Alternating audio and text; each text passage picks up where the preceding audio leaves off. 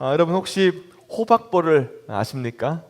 과학자들의 계산에 따르면 이 호박벌은요 도저히 날 수 없는 몸의 구조를 가졌다고 합니다.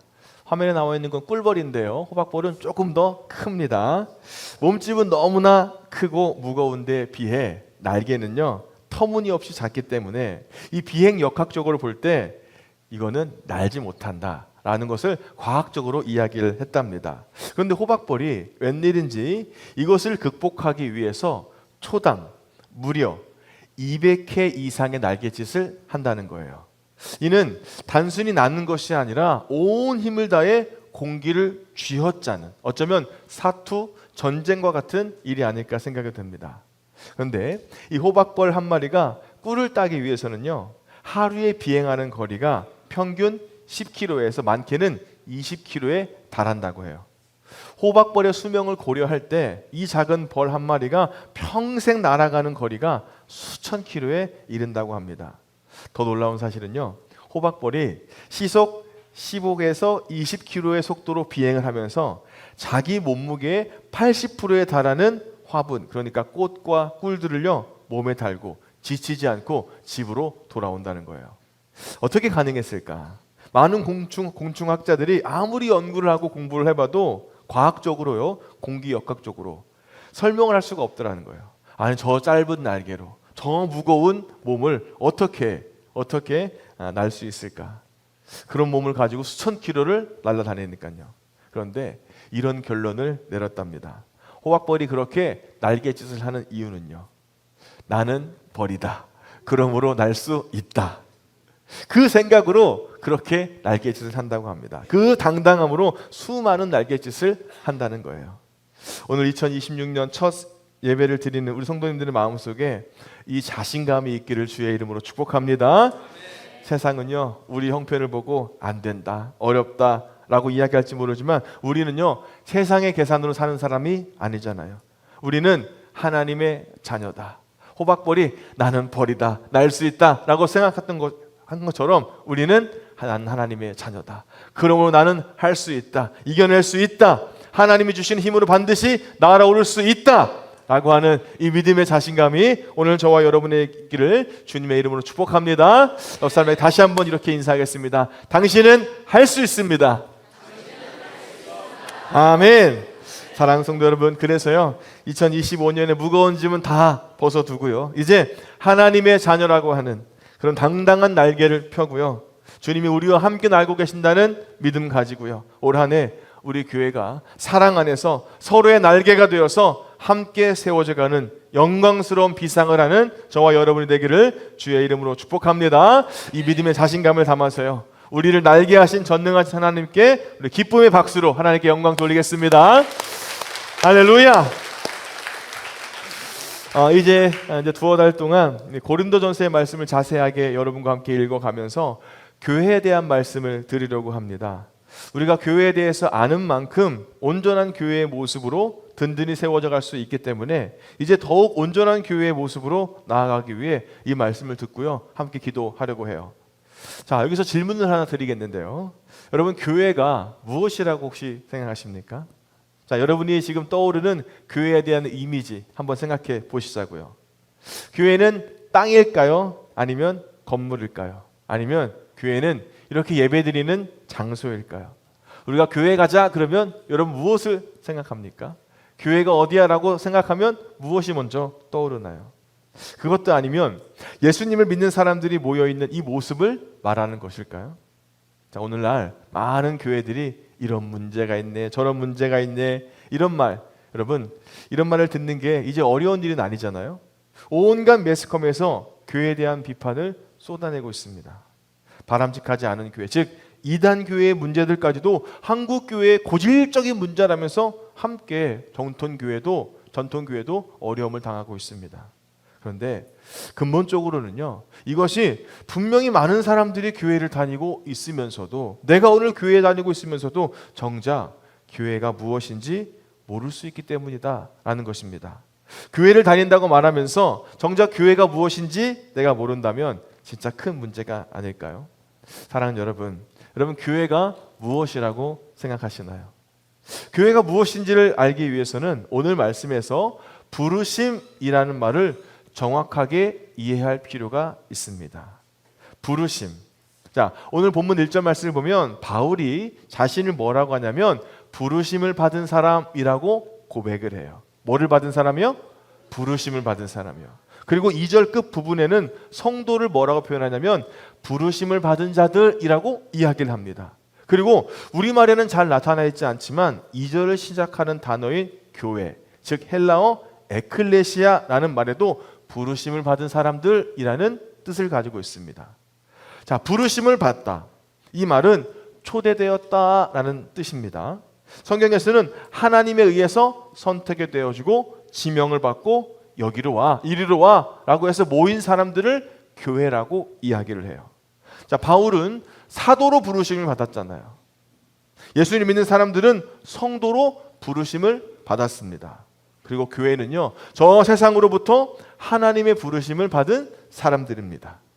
그래서 우리 모두는 하나님께 초대를 받고 응답하여 이 자리에 부르심을 받고 나온 사람들이에요. 우리 새로운 빛신광교회 모든 성도들은 하나님의 부르심을 받고 또 예수 그리스도의 삶을 살아가는 그러한 사람들입니다. 우리는 부르심을 받은 사람들입니다. 따라하겠습니다. 우리는 부르심을 받은 사람입니다. 이게 교회라는 겁니다. 교회는 부르심을 받은 사람이다라는 거예요. 그런데요, 이 어떤 사실을 단 한마디로 아주 명쾌하게 설명한다는 것이 쉬운 일이 아니지 않습니까? 교회라는 말 속에도 여러 의미가 복합되어 있습니다. 자, 여러분, 복합이라는 것을 생각했을 때 무엇이 떠오릅니까? 주상복합 아파트, 그게 떠오르잖아요, 여러분. 자, 주상복합 빌딩이라고 하면 주택이랑 상가가 같이 있는 거잖아요. 그렇죠? 자, 농사에 사용하는 복합 비료, 무엇이 생각납니까? 뭐 이것저것 이렇게 섞어가지고 이렇게 좋은 비료를 만들어내는 거잖아요. 한 가지 성분만 갖고 있는 게 아니라 두 가지 이상을 함께 가지고 있는 것, 이것을 복합이라고 말하잖아요. 자, 그러면 교회는요, 어떤 내용을 복합적으로 가지고 있을까? 이 말씀을 드리고 싶은 겁니다. 자, 2절 말씀을 제가 읽겠습니다. 고린도에 있는 하나님의 교회, 곧 그리스도 예수 안에서 거룩하여지고, 이런 말씀이 있습니다. 자, 우선 고린도에 있는 하나님의 교회라는 말을 드리고 싶습니다. 바울은 고린도라는 도시에 보내는 이 첫 번째 편지를 기록을 하면서요, 이 편지를 받은 사람들을 뭐라고 하냐면 고린도에 있는 하나님의 교회라고 이야기합니다.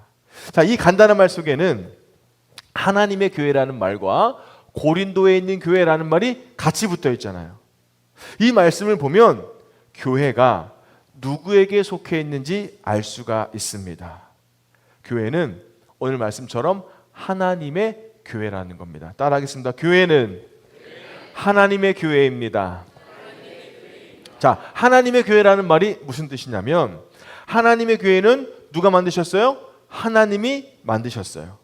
하나님께서 소유하신 교회라는 뜻으로 다른 말로는 우주적인 교회다라고 이야기합니다. 자, 우주적인 교회라는 것은 어느 시대, 어느 문화, 어느 장소를 다 초월을 해서 하나님의 백성들 전체를 가리키는 말이에요. 그런데 이것은요, 사람의 눈으로 볼 수 없기 때문에 뭐라고 이야기하냐면 무형의 교회다라고 이야기를 합니다. 이 우주적인 교회, 무형의 교회는요, 하나밖에 없어요. 어느 교단에 속해 있든지 어느 지역에 있든지 상관없이 하나님의 사랑으로, 성령으로, 또 예수 그리스도의 은혜로 거듭난 사람들은 모두 하나의 교회다라고 이야기하는 겁니다. 이것은 우리가 영적으로 어떻게 통합되어 있는지를 말씀하고 있는 겁니다.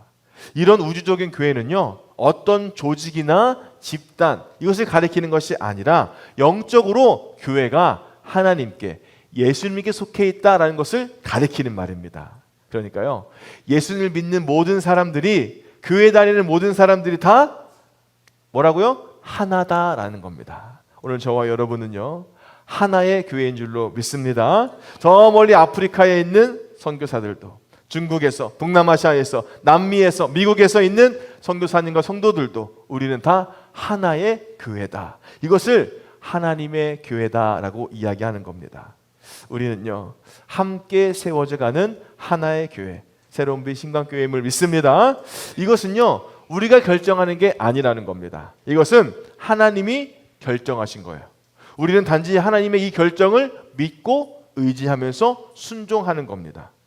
예수를 믿는 저와 여러분이 바로 하나님의 교회의 그 지체, 하나의 교회라는 사실을 여러분 꼭 기억하면서 오늘 내가 하나님이 부르신 하나의 교회, 그 하나의 지체다 라는 사실을 분명하게 믿고 오늘 2026년도 교회와 함께 아름답게 신앙생활하는 저와 여러분이 되기를 주님의 이름으로 축복합니다.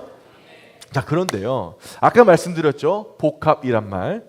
교회는 하나님의 교회일 뿐만이 아니라 교회는 이 세상의 어떤 땅, 어떤 지역에 있는 교회이기도 하다라는 말입니다.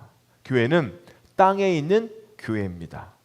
오늘 본문에서 이 사도 바울의 권면을 받는 교회는요 고린도라는 특별한 지역에 있는 지역적인 교회였습니다.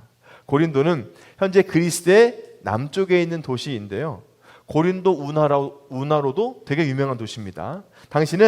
당시에는 아가야 지방의 행정수도로 인구가 약 60만 명 이상이 되는 굉장히 큰 상업 도시였어요. 이것이 바로 고린도입니다. 여러분 지난번에도 제가 말씀드린 적이 있는데요, 우리나라 국보 제1호가 뭔지 아세요? 남대문. 자, 그러면 보물 1호는 뭔지 아세요? 동대문입니다. 그러면 국가 보물 904호가 뭔지 아세요? 904호? 뭔지 모르시죠? 이것은 외국 물건입니다. 이것은 마라톤과 관련이 있어요. 바로 손기정 투구라고 하는 이것입니다.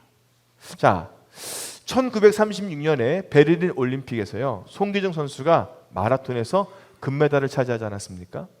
당시 그리스 아테네의 어떤 신문사가 마라톤 우승자에게 요걸 줘야 되겠다라고 저 청동 투구를 준비를 했다는 거예요. 그런데 애석하게도 당시에는 받지 못하고 50년이 지나서 이렇게 어렵게 전자를 받았다고 해요.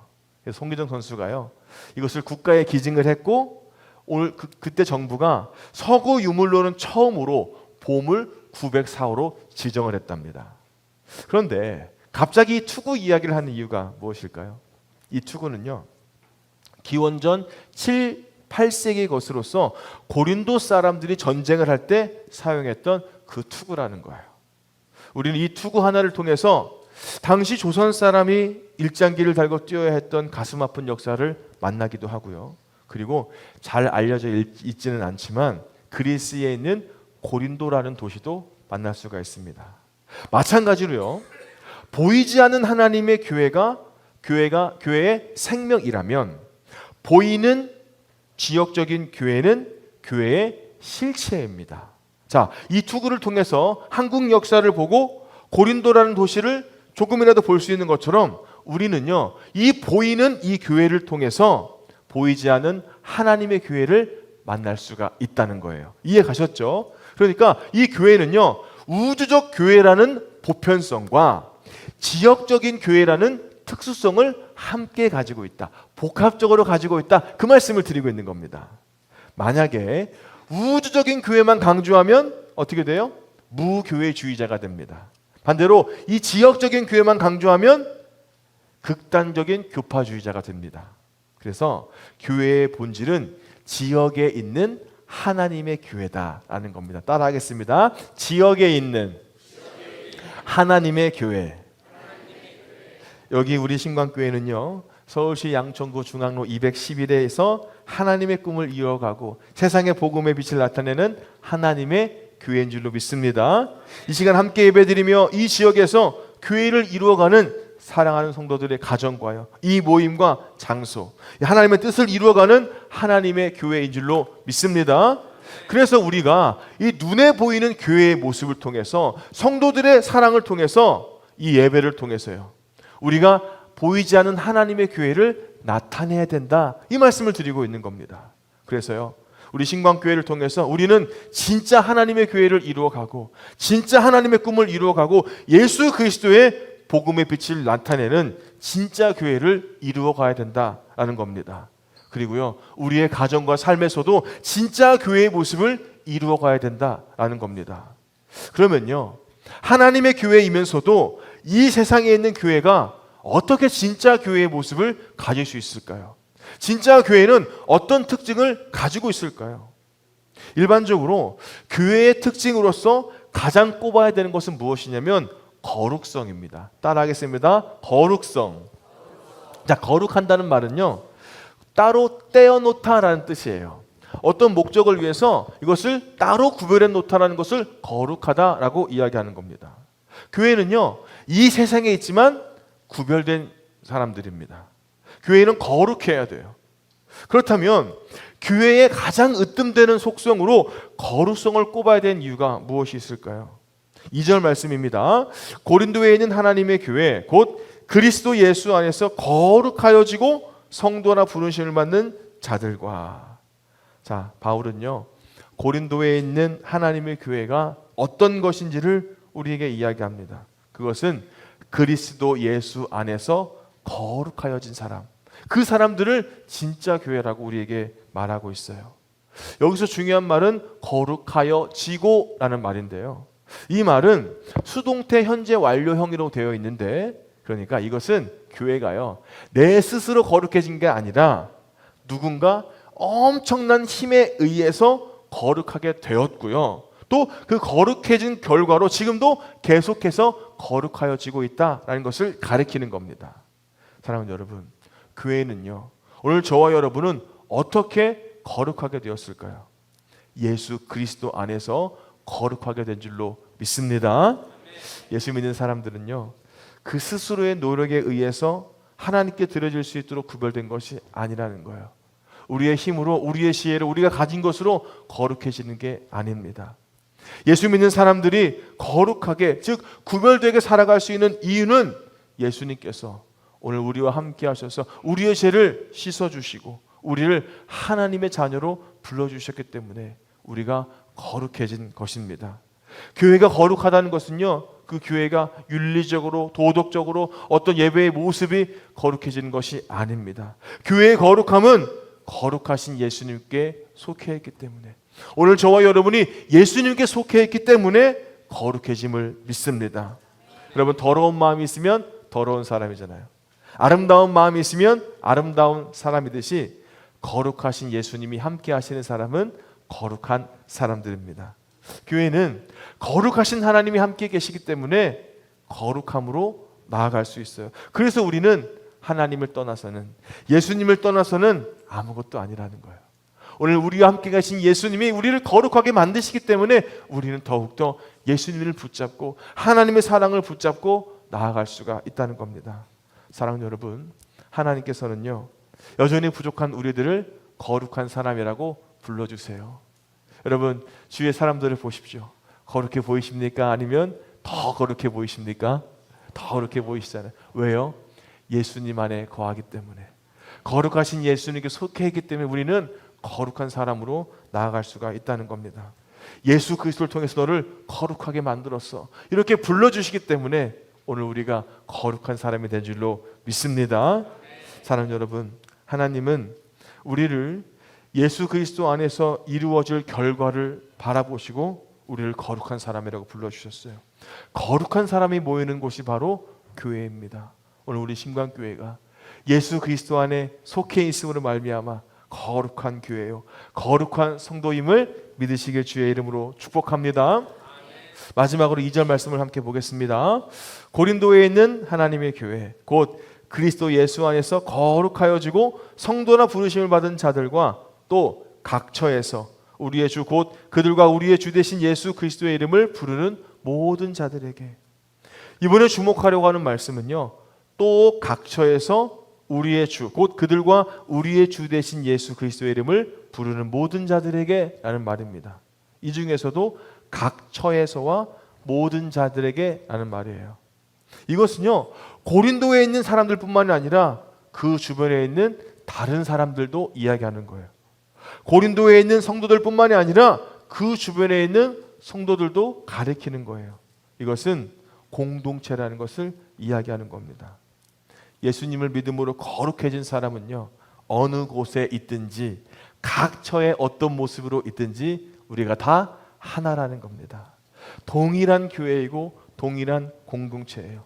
어느 직장, 어느 학교, 어느 시간, 어느 장소에 있든지 간에 우리 모두는 하나라는 겁니다.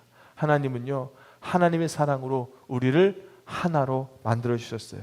함께 생각하고 함께 꿈꾸고 함께 예배하고 기도하면서 서로의 힘이 되어주고 서로를 위해 기도하는 하나의 교회, 하나의 공동체가 우리 신광교회인 줄로 믿습니다. 우리 교회는요, 새로운 빛 신광교회가 아닙니까? 우리는 세상에 빛이 되는 공동체입니다. 그 빛은요, 세상에 희망을 주고 젊은이들에게 꿈과 비전을 주고 사람을 살리고 치유하고 우리 지역에 감동을 주고 그래서 축복의 통로가 되어서 복음에 위대한 영향을 끼치는 복음의 빛입니다. 그 빛으로요, 거룩하게 살아가시기를 주의 이름으로 축복합니다. 우리는 이 빛으로 살아가는 공동체가 아닙니까? 우리는 이 빛으로 새로워지는 믿음의 사람들이 아니에요. 그리고 또한 우리는요, 복음주의와 경건주의를 지향하고 있는 공동체입니다. 복음주의는요, 오직 예수님을 믿음으로 구원을 받는다라는 거고요. 경건주의는 예수님을 믿는 사람들은 거룩하게 살아야 한다라는 것을 이야기하는 거예요. 이러한 사람들이 모인 곳이 바로 우리 교회 새로운 빛 신광교회인 줄로 믿습니다. 예수님을 주님으로 부르고 따르는 사람들이 진정으로 하나님의 교회입니다. 예수 그리스도를 주님이라고 부르는 사람들은 주님의 종들로서 주인의 명령을 따르는 사람들입니다. 과연 내가 예수님을 주님으로 모시는 사람인가? 진짜 교회의 모습으로 거룩하게 사는 사람인가? 그렇지 않으면요, 밖의 세상 사람들이 이 세상에서 오늘 나를 통해 진정한 교회의 모습을 볼 수 없을 것입니다. 사랑하는 여러분, 왜냐하면 우리가 교회이기 때문에, 오늘 저와 여러분이 교회이기 때문에 사람들은 우리를 보고 하나님의 교회를 바라본다는 거예요. 여러분, 한 사람 한 사람이 교회이기 때문에요. 우리의 가정이 교회이기 때문에, 우리가 드린 이 예배의 자리가 우리 성도들이 다 교회이기 때문에 세상 사람들은 우리의 모습을 보고 하나님을 바라보게 되는 겁니다. 당시 로마에는 최고 문명을 자랑하는 종교들이 전부 다 들어와 있었어요. 로마 시대에는요, 어떻습니까? 로마 시대에는 그리스 신화, 이집트 종교, 황제 숭배, 아주 화려하고 강력한 종교들이 많이 있었어요. 기독교는 가장 천한 종교로 취급을 받았지만 초대교회 성도들은요, 강력한 제국이 추구하는 그 힘의 방식, 그거 따르지 않았습니다. 하나님 나라의 삶의 방식, 즉 사랑의 방식으로 살았단 얘기예요. 그들은 세상 사람들처럼요, 화가 난다고 화를 내거나 손해보지 않으려고 싸우거나 내가 힘을 가져서 편해지려고 하지 않았습니다. 대신 다음과 같은 삶을 선택했습니다. 비난과 핍박 속에서도요, 기꺼이 용납하고 사랑했어요. 전염병이나 풍토병에 돌아도, 그래서 모두가 다 도망갈 때도 기독교인들은요, 죽음을 무릅쓰고 아픈 자들을 돕고 사랑하고 섬겼습니다. 그래서 초대교회의 힘은요, 논리나 말에 있는 것이 아니라 다르게 살아가는 그들의 삶에 있었어요. 진짜 교회는 삶의 모습으로 나타나는 겁니다. 이러한 삶이요, 그 강력한 교회의 삶이 많은 사람들로 하여금 감동을 받게 됐습니다. 그래서 많은 사람들이 진짜 저것이야말로 진짜 종교가 아닐까, 진짜 살아있는 종교가 아닐까라고 생각하면서 기독교를 많이 받아들이게 되었습니다. 이것이 오늘 말씀에서 말하고 있는 거룩함이 아닐까요? 사랑하는 여러분, 오늘 저와 여러분의 모습에서, 여러분 한 사람 한 사람의 모습에서 이 교회의 거룩한 모습이 비춰져야 됩니다. 보이는 여러분의 모습에서, 들려지는 여러분의 말에서, 나타나는 여러분의 삶에서 보이지 않는 하나님의 모습이 보여야 돼요. 여러분 가정에서요, 아빠로서, 엄마로서, 또 장로로서, 목사로서, 집사로서, 권사로서, 성도로서 진짜 하나님의 교회의 모습이 보여져야 되는 겁니다. 보이는 여러분의 모습에서, 보이는 우리 교회의 모습에서, 예배에서 보이지 않는 하나님의 거룩한 모습이 드러나야 되는 겁니다. 즉 땅에 있는 우리 모두에게, 여러분의 가정과 직장, 사람들의 관계 속에서 하늘의 모습, 거룩한 모습이 보여줘야 된다라는 말씀입니다. 이것이 진짜 교회의 모습이에요. 땅에서 하늘을 살아가는 사람들의 모습이에요. 이 모습이 저와 여러분의 삶의 모습이 되길 주의 이름으로 축복합니다. 우리 교회는요 진짜 하나님의 교회가 된 줄로 믿습니다. 진짜 우리 교회는요 하나님의 교회입니다. 저와 여러분은 진짜 하나님의 교회입니다. 우리가요 교회입니다. 우리는 예수 그리스도의 십자가에 달려 죽기까지 하면서 그렇게 만들어주신 그런 교회예요. 너무나 소중한 교회입니다. 우리는 이 땅에 살아가면서 하늘을 바라보며 살아가는 사람들이에요. 이 사실을 믿음으로 고백하는 사람들은요 모두 하나입니다. 우리는요 하나입니다. 마디마디마다 연결된 하나의 몸입니다. 그것을 기억하시고 2026년 이제 새해 출발하는 이 중요한 시간에 더 하나 되고 더 아름다운 교회의 모습으로 합력하여 하나님의 가장 아름다운 선을 이루어가는 오늘 저와 여러분이 되시기를 주님의 이름으로 축복합니다. 축복합니다. 옆 사람에게 이렇게 고백하겠습니다. 당신이 교회입니다. 우리가 교회입니다.